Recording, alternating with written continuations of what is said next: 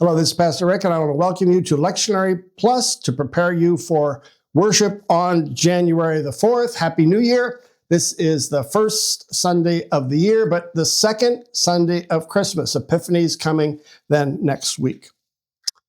Our text is from John. Once again, we're just going to focus this week on one text, the John chapter 1, 1 through 18. Now, this is a very important text. Now, you notice, first of all, that we're reading from John. Now, that's what happens often during the church year. We're in cycle A, which means we read mostly from the Gospel of Matthew, but every once in a while we've got John sprinkled in. That's the way it is every year, whether it's cycle A, B, and C. But here we're taking a break from Matthew. We're going to John in this important text at the beginning of John, how he begins his gospel. And one of the things that I'll point out is when you're learning Greek, biblical Greek, often you learn it with the words from John. You begin with this text because the words are so simple. Oh, but the concepts are so complex. So here we have simple Greek formulations and sentences and words, but we have these amazing concepts in John's gospel. First of all, that Jesus is the Word. You say, well, I've heard that before. In the beginning was the Word, but that means that the Word is, first of all, a person, not a book, for example. When many people hear that term, Word of God, they're thinking of the Bible. That's true, but not the most important use of the word. First of all, when we hear Word of God, we think Jesus is the Word. Then second, we think about preaching or sharing the Word, because the Word is the word spoken. And only on third place, then, do we say that what gives witness to the spoken word is the biblical text. That comes to light also because he says in the beginning, he's referring to Genesis, and then refers to Jesus, Word of God, as a creator. He was there right at the beginning, and all things were created through him. It's just a mind-boggling sentence. All things were created through Christ and for Christ.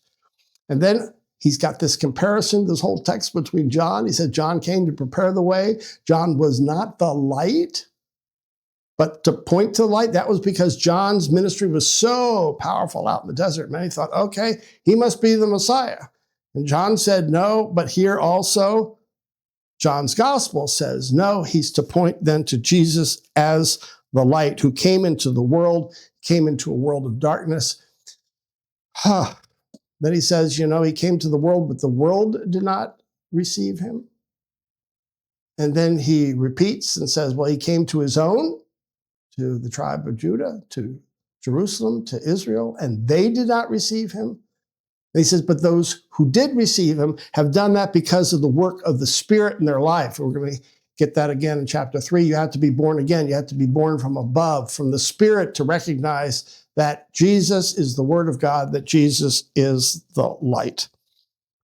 Two other concepts to be looking for is also that grace upon grace comes to us through Jesus. That's an interesting formulation, not just grace, but grace upon grace. It's almost like the glass is not just full, it's overflowing.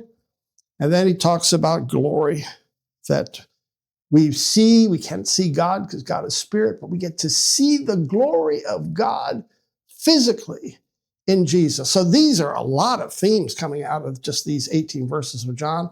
Let's hear how the preacher this week, which is me, will lift up these themes. Pastor Rick, take it over. All right, there's a lot to work with in this text from John. First of all, there's a story about who Jesus is, not just as God, but was there from the beginning, creator God. This is exciting because Jesus is also part of the new creation in John. So we can talk about creation and new creation and how Jesus fits into both acts of creation by God. That he is light in darkness. We have so much darkness. Sometimes we're overwhelmed by darkness. We read the paper, we watch the news at night, and that can weigh on us emotionally. And it's like when you go out at night here now, 5:30, it's already dark, right? And you feel that way about the world sometimes. It's such a burden. And then to say in the midst of that Jesus is the light. Now, we don't want to just say that as an abstraction, but how is Jesus a light within this darkness? And how do we experience that light? What hope do we receive? I think we have to say something about what's going on in the world and how Jesus, in the midst of all that, is a light.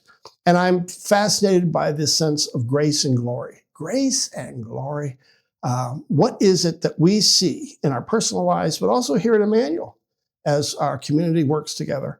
What do we see as far as God's grace, grace upon grace, and God's glory, things that we can actually see?